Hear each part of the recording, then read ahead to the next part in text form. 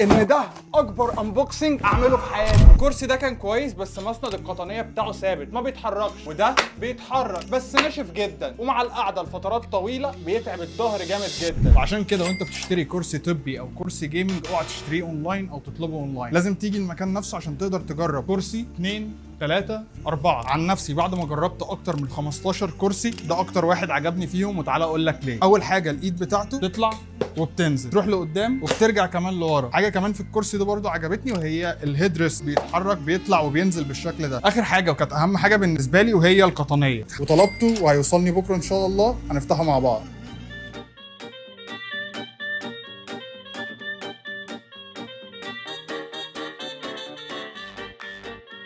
ودلوقتي نقول اهلا للكرسي الجديد. والكرسي الجامد ده انا اشتريته من اركان للاساس المكتبي اللي ليهم فرعين في مدينه نصر، واحد في مكرم عبيد وواحد في مصطفى النحاس. وتقدر تطلب من الصفحه عندهم اي